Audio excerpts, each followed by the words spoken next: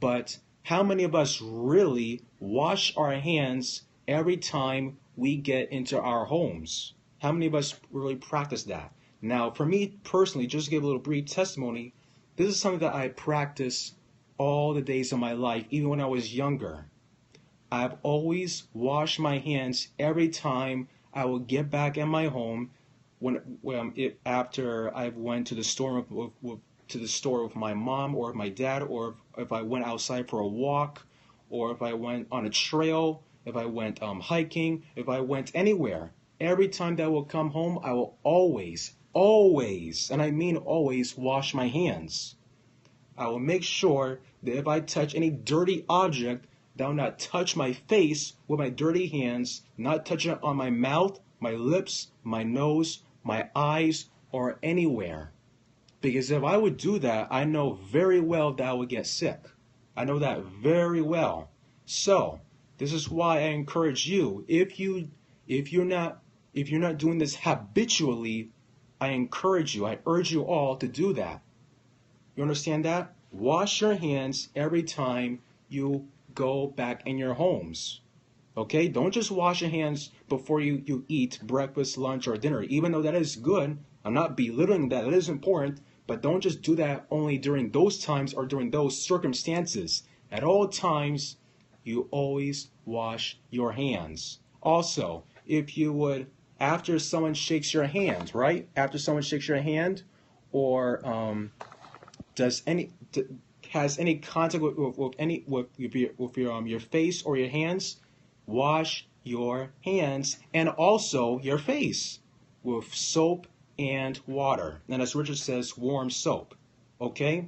So these are the practical ways in which we can keep ourselves from the common cold, even though I'm not dealing on that in the scope, but also from the flu. Now, I know that some people would suggest having the flu vaccine. And now, this is not part of my scope, and I won't deal so much on the flu vaccines, but I have to give the truth out to you that I do not recommend getting the flu vaccine annually. And there's a reason why I suggest that you do not do that.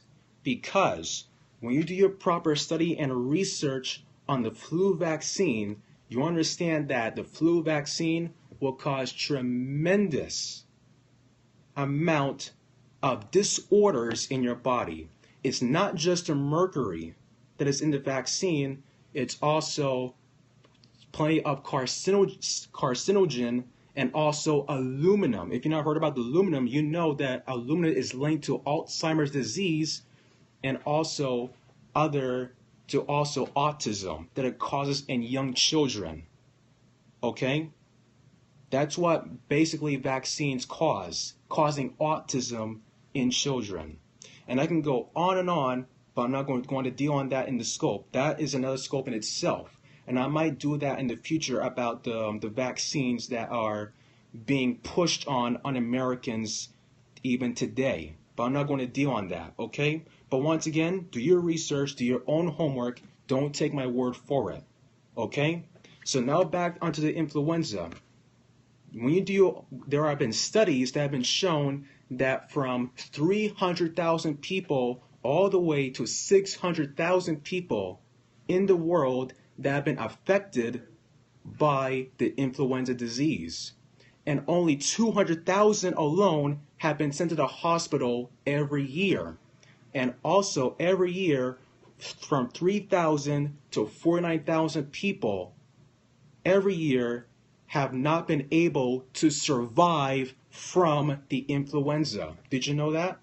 From 3,000 to 49,000 people have not been able to survive from influenza. In other words, these people have died from the influenza. And every year, again, 300,000 to 600,000 people have been affected by influenza negatively. So you see how dangerous this contagious disease is. But hold on now, do not despair and do not raise yourself these unnecessary questions or concerns rather, not questions but concerns about influenza. Don't say that that we need to go to the world's remedies to rid yourself of the disease. Like, for example, I just gave out about the flu vaccine and all these things. We need to return back onto the standard that God Himself has given unto us, as well as a simple remedy that we can practically and habitually use to cure ourselves from these diseases, besides influenza. So I'm going to give you 4 practical tips as to how you can keep yourself from getting the common cold, from the flu, from keeping yourself healthy, and also keeping other people as well healthy. Okay, so I'm going to give you first 3 practical steps as to how you can keep yourselves healthy and free and possibly immune from disease, and one last tip to keep other people free from disease. So here are the first 3. Number 1, eat natural foods that contain plenty of vitamins, minerals that will help you to keep your immune system healthy, your endocrine system healthy, that will promote free circulation of your blood, and that will send plenty of proper nutrition to your brain and to all your other parts and to your cells of the body. Okay? So keep that tip in mind. So now and for example, the citrus fruits, the orange, the grapefruit, and the lime, the lemon, all these things. These are the fruits which I strongly recommend that you can use most often whenever you start to get sick, or that you start to excessively cough, or to sneeze, or to have a stuffy, runny nose, or you have a headache, or you have any muscle pain or limp pain, anything like that. Go to the citrus fruits. Just make a juice from orange or from a grapefruit. Start to squeeze the juice out from those fruits into a cup, and and when you drink from this juice, it will help to gradually raise your immune system, because it gives vitality to your immune system to fight off the pathogens, the germs, and the viruses that is affecting your body and is infecting your mind. Okay? And I've done this, and it's helped me plenty of times to recover gradually from any illness or sickness or any common cold that I've suffered in the past. Okay? So now that's the first tip. The second tip is keep your hands clean, and make sure that whenever you find your hands filthy with dirt or with mud or anything like that, or that has the germs from other people whose hand you have shaken, or someone you even, I hate to say it, but even from your girlfriend or from your wife whom you kissed, make sure that you wash your hands, your face, even your own lips with warm soap and water. Yes, I say that. I dare say that, okay? Because even when you're giving a sign of affection, such as kissing, you can infect yourself with germs that the person whom you have kissed have suffered. I have to put it out to you. Okay, so those of you that are husbands and wives, be careful that you do that. So be moderate and be considerate. Think twice before you act. Okay? So keep that in mind. Okay? So, number 3 is also this. What was number 3? Oh, I forgot what was number 3. Well, the other thing that I also want to share is that when you come in contact with people, if you know that your hand is filthy, here's what I'm very sure that many people hesitate in doing. And I've done this before. So please, hold on to this. And don't think that this is rude. Don't think that this is rude. But this is very practical and helpful. So please listen to what I'm about to say.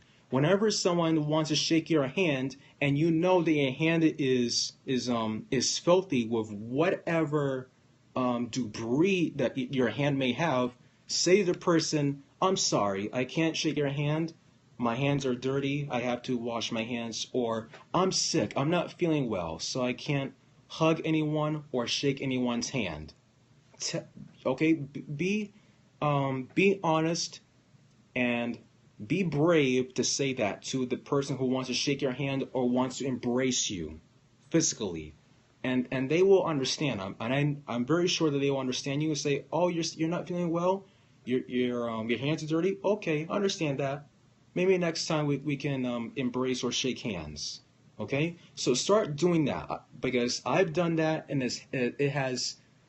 um, it has saved me so much trouble. Okay, it has helped me to survive and um, to go forward unharmed by germs and viruses. So you start doing that. It will not only save your self health, but also save someone else's health and well being once you follow that strategy. Okay?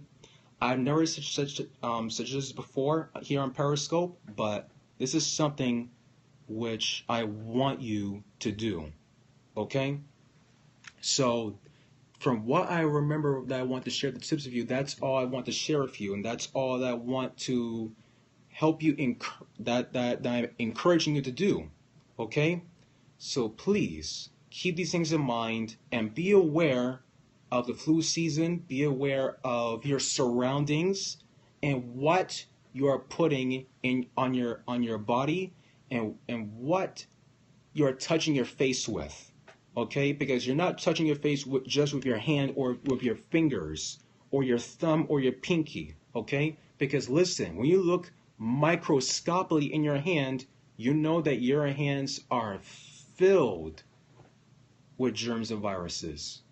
So once you touch your face with a dirty hand, you're basically putting yourself in harm's way. Okay? So again, keep yourself healthy, be mindful of your surroundings, be full of self-respect, self-esteem, and stop abusing yourself with those germs and viruses. I say in strong language, okay?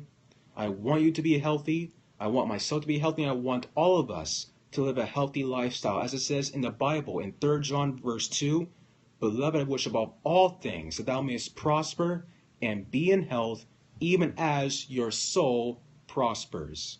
In other words, just as much as God cares for your spiritual health, even so, He cares for your physical and mental health and well-being. Okay? So I pray you all were edified and you learned something from this health talk, even though it was just brief. I didn't really want to be long. Just want to be straight to the point in regards to the spread, the cause, and the symptoms and the prevention of the disease, especially as summer is coming to an end. We're heading to fall, and then we'll be heading into the winter at the very end of the year 2017. Okay? So thank you all for joining in and for watching, even those who are watching online on the replay. I pray you were also blessed and edified. And those who came on late to this broadcast, you can feel free at any time to watch a replay, and that you too will not keep it to yourself, but that you can share this with others that may be affected or at a high risk of being ill from the flu or from the common cold. Okay? So be blessed, and I wish you all a good night rest. Those of you that are in the Eastern time or in the Central time, be blessed and have a good night rest. And those of you that are in the Pacific time, in the Mountain time, I wish you all good evening or good afternoon. And I wish you also good night rest until we meet again very soon here on Periscope. And be strong in the Lord and the power of His might. Let's all pray to close. Dear Heavenly Father, we thank you so much for your word and for sharing about this health talk, for using it as a vessel to help people to live a healthy lifestyle in the simplest way as possible, and that we will not abuse ourselves even in the slightest form, but that we'll keep ourselves clean, healthy, and pure, and that we will practice proper hygiene, healthfulness, and that we will promote healthfulness and wellness to others too. If we were to love Thee with all hearts and to love our neighbor as ourselves, respect other people and respect ourselves also. And that way we can be healthy and be strong and not suffer from any disease, even